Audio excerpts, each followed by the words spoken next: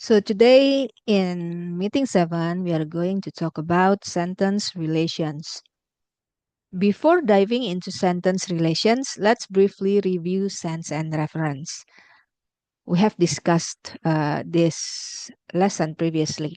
So this review hopefully help us understand how these concepts combine to form the meaning of a whole sentence.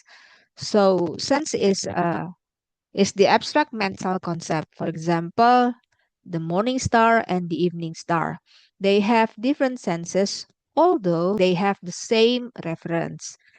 In this case, the actual thing in the world, both expression, the morning star and the evening star, refer to the same planet, which is Venus. Another example for the reference Barack Obama, you can have different senses. For example, the 44th president of USA, and then the first African American president of USA. So they both have different senses, although they refer to the same actual entity in the world. So, how do these concepts combine to form the meaning of a whole sentence? Meaning doesn't stop at the words. We combine them to make claims about the world. So, in sentence relation, it shows how the meaning of one sentence connects to, supports, or conflicts with another. But before we go to that part, what is a sentence? A sentence is a grammatical unit consisting of a subject, predicate, and expressing a complete thought or idea. So it must follow grammar rules. It helps organize communication, and also it is used in speaking and writing. For examples, example 1 to 3, they are sentences because first, they follow grammar rules, they express complete ideas, and they can stand alone meaningfully. So it shows that it is a complete idea. Number 4 is also following grammar rules. However, it's not a complete idea yet. It's dependent. It needs another clause to make it a full sentence. So number 4, because the weather was cold, it's not a complete sentence because the idea is unfinished and needs another clause, which is the main clause. So it can be like this. I stayed home yesterday because the weather was cold. So that is the complete sentence. So because the weather was cold already consists of subject and verb. The subject is the weather and the verb was. Why can't we call it a sentence? Because previously, a sentence is a grammatical unit consisting of a subject and predicate, which is a verb. However, a sentence can be called a sentence if it is a complete thought or idea. So in the number 4, because the weather was cold, it already has a subject and a verb, but it's not a complete sentence yet. It's not a complete thought or idea, like I said earlier. But if you complete it like, I stayed home because the weather was cold, then you can call it a sentence. So what do we call it then? This is only a clause, specifically an adverbial clause, a dependent clause. A clause is strain of units consists of subject and verb, but it's not necessarily a sentence. If it is an independent clause, then it can also be a sentence. For example, I stayed home. The students are studying. So this is also a clause, but independent clause because it can stand alone. There's a subject, there's the verb, and it can stand alone. Bisa berdiri sendiri. But if you add a connector here, for example, when the students are studying, that's it. So when you add the connector when the students are studying, then it's not a sentence anymore. It becomes a dependent clause atau uh, klausa yang membutuhkan induk klausa sehingga dia bisa menjadi kalimat yang lengkap gitu ya. Jadi nomor 4 belum menjadi kalimat karena dia masih dependent clause. Karena ada konektor di sini, jadi membuat dia bukan complete thought or complete sentence. Sentence must consist of subject and then verb. Like this is the subject, this is the verb. Number 2, this is the subject, and this is the verb, does not like. And number 3, this is the subject, you, and then the verb is play. And 1, 2, 3, they don't have any connectors, adverbial connectors or subordinate connectors. So they can be categorized as a sentence. Okay, now we go on to the utterance. So an utterance is a spoken word statement or vocal sound. It's the act of saying or expressing something aloud.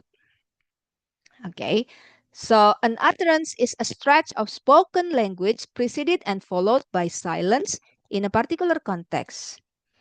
In linguistics, it refers to an uninterrupted chain of spoken language.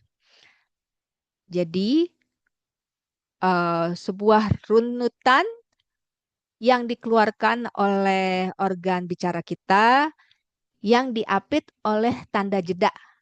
Tanda jeda itu apa? Seperti nafas gitu ya. So if it is written, it has quotation marks. So the utterance can be a sentence as long as it is spoken, or usually with quotation marks ya, ada tanda petik.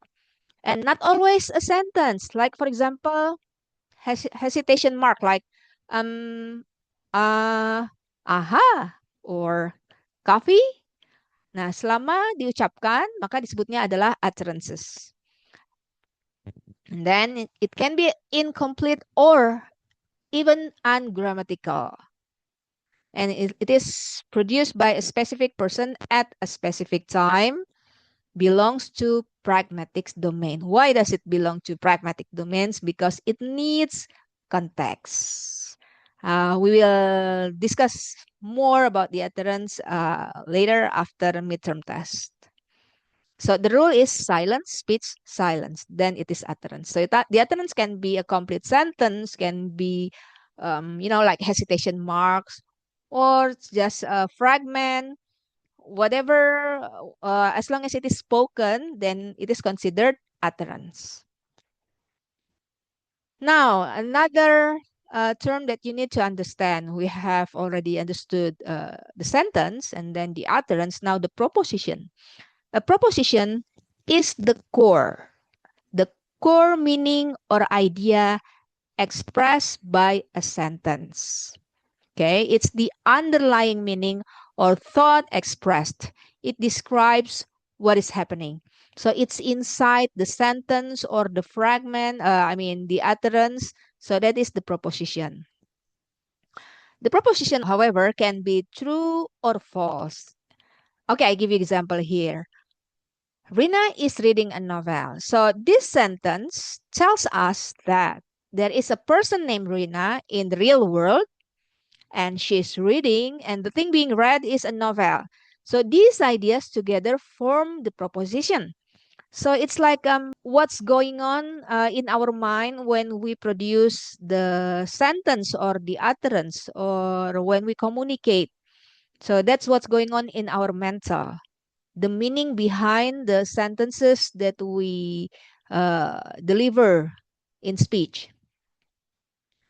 So these ideas together form the proposition.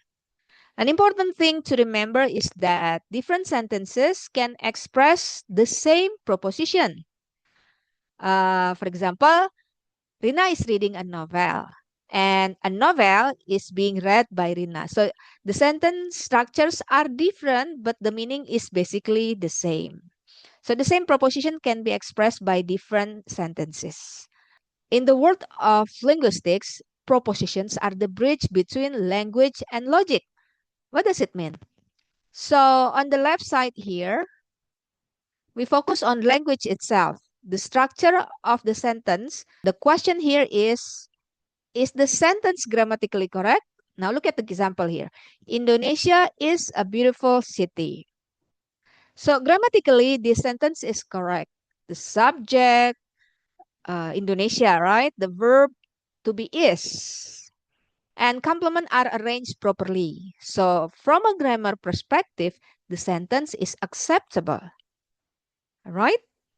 There's nothing wrong with the grammar in this sentence. But semantics does not stop at grammar.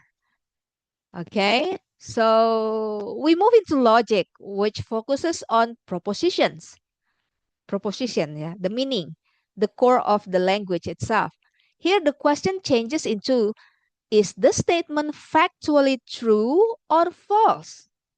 Okay, so on the left side, we focus on, is the sentence grammatically correct? But then we have something going on in our mind.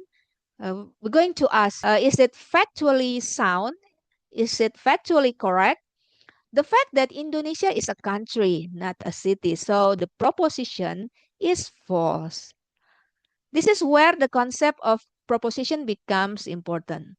A proposition is the meaning or claim, okay, claim expressed by a sentence that can be evaluated as true or false. These two concepts shows us an important distinction. A sentence may be grammatically correct, but its proposition can still be false.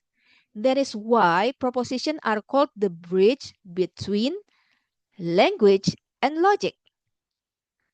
So language gives us the sentence form, while logic evaluates the truth of the meaning behind it. Jadi bahasa itu memberikan kita bentuk kalimat yang pas dan enak didengar dan bisa dipahami. Namun, logika yang menentukan apakah kalimat tersebut sesuai dengan kenyataan atau tidak. Gitu. So this distinction is the fundamental in semantic, because semantic analysis is not only about sentence structure, but also about how language represents reality and meaning. Now, propositions become even more important when they are connected together to form reasoning and arguments.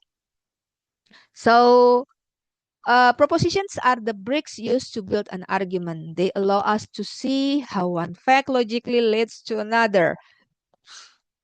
Now we will see how one proposition can support another proposition and eventually lead to a logical conclusion. So you can think of proposition like building blocks atau Lego ya. One proposition gives one piece of information and another proposition adds more information. When they are connected logically, they can produce a conclusion that makes sense. Nah, contoh. Consider this is the first proposition. All humans are mortal. Semua manusia itu fana. Kemudian, this is a general statement, right? It tells us that something about every human being. The word mortal means that humans will eventually die. So next, consider another proposition. Socrates is a human. So this statement gives specific information about Socrates. It places Socrates within the category of humans. Now let's combine the two propositions logically. If all humans are mortal and Socrates is a human, then the logical conclusion is Socrates mortal? Yes, Socrates is mortal. The conclusion is valid. Valid because it directly follows from the earlier proposition.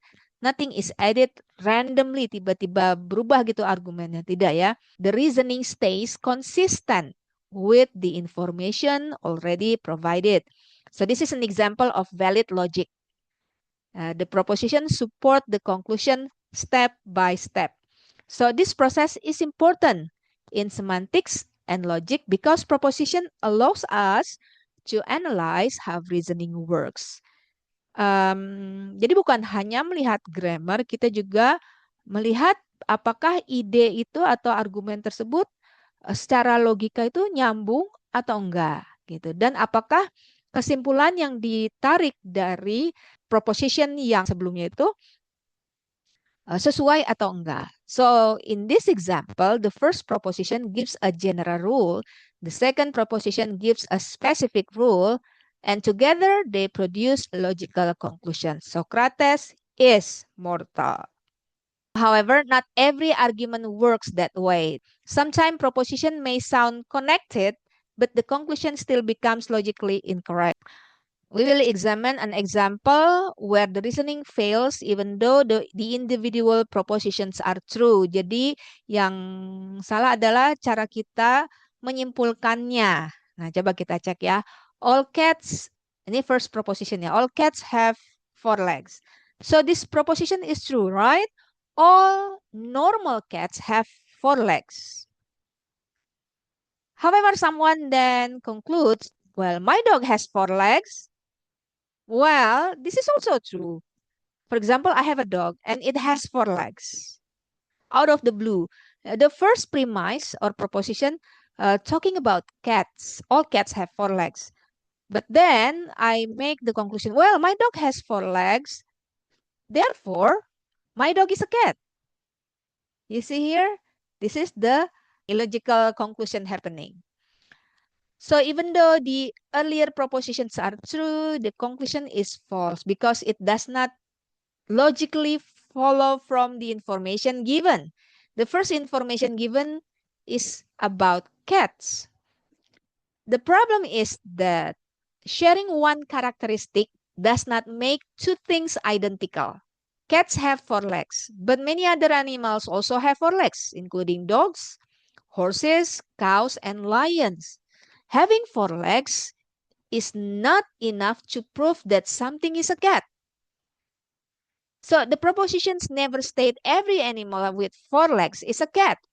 So the person who give this premise and then make this conclusion does not follow the first premise. Nah, ini yang sering terjadi kesalahpahaman logika, logical fallacies yang terjadi saat beradu argumen, misalnya di sosial media. So, because that information is missing, the conclusion becomes invalid. This is an example of broken logic or faulty reasoning. The connection between the proposition is incorrect, so the argument fails. This example shows why propositions are useful in semantics and logic. They help us test whether conclusions are truly supported by the information provided or whether the reasoning jumps too far beyond the evidence.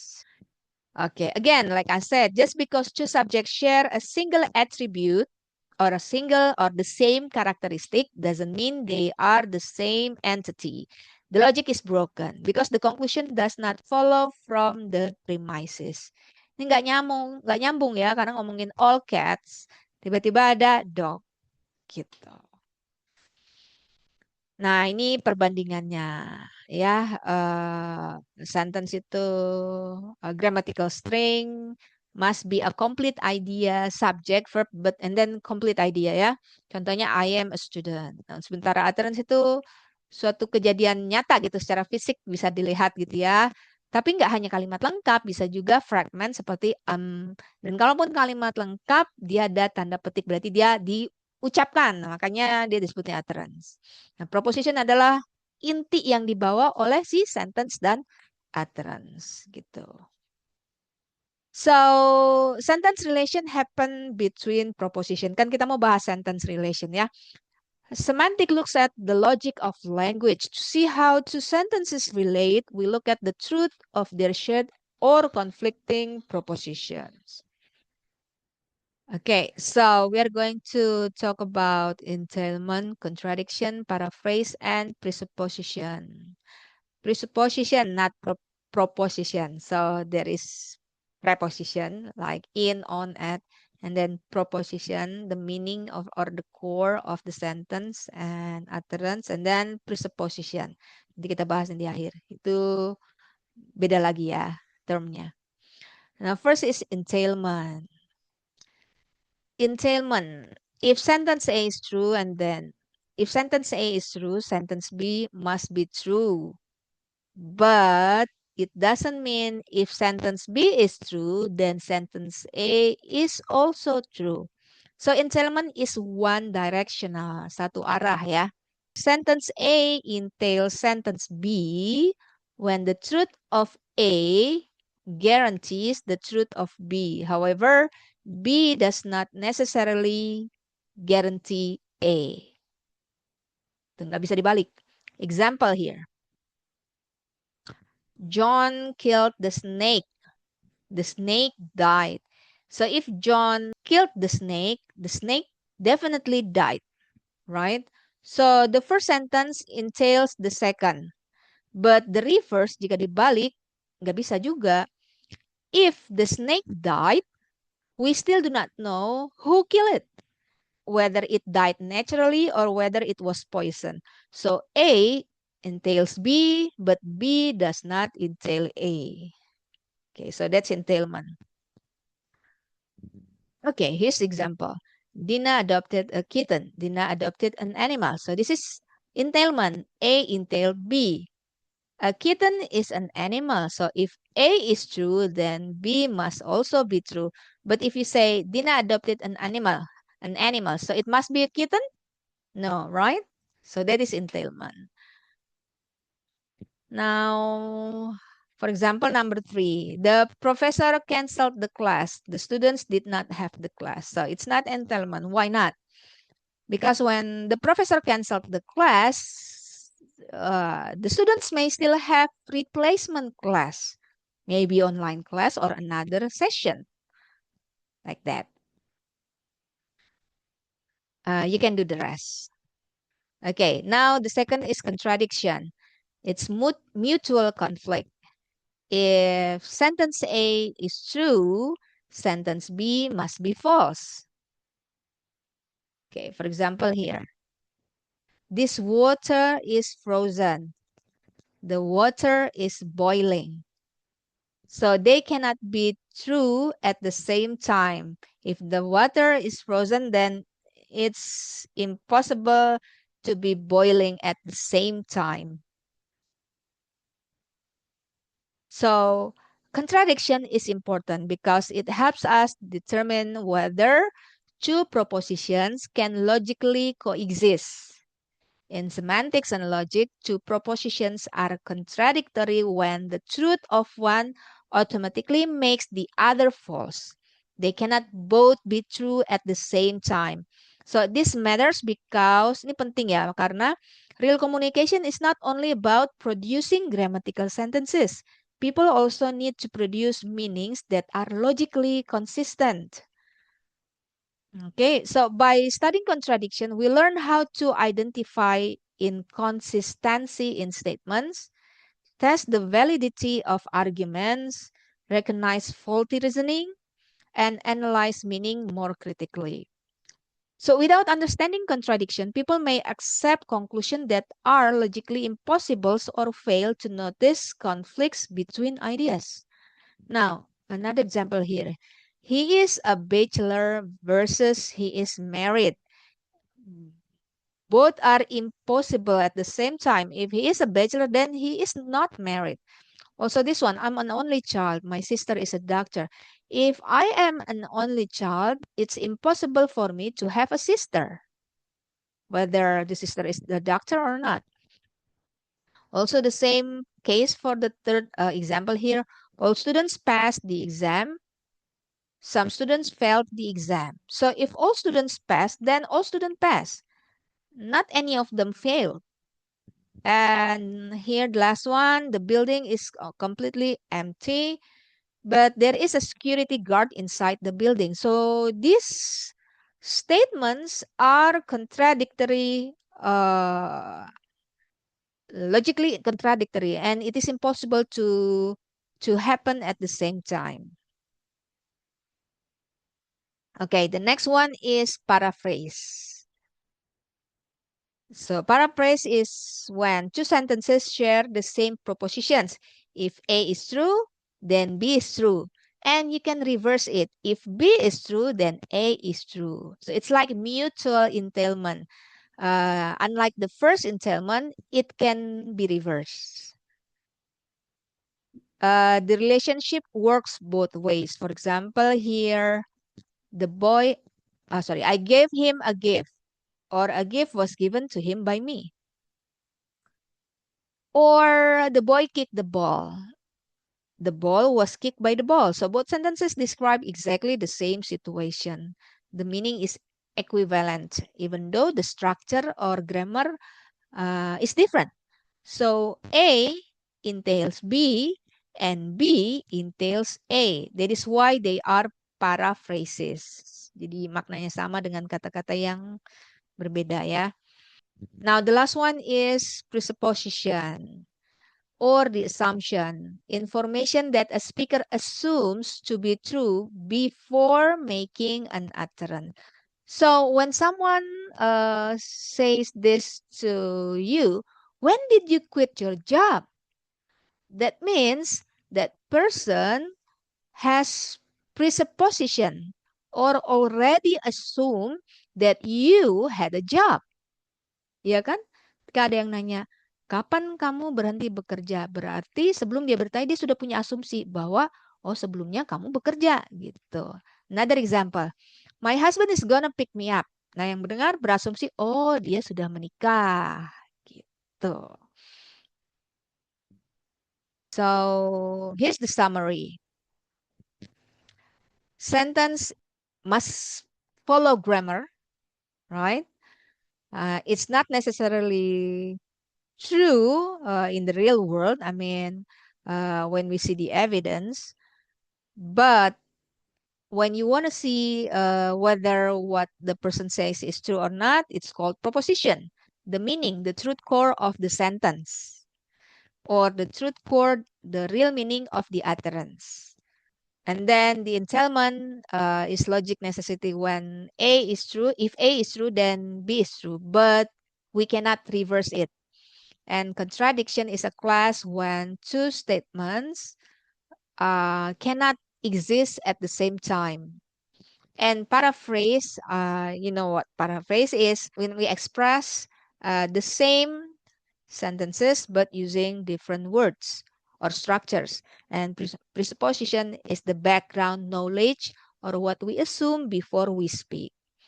That's it. Thank you so much. If you have any question, feel free to ask.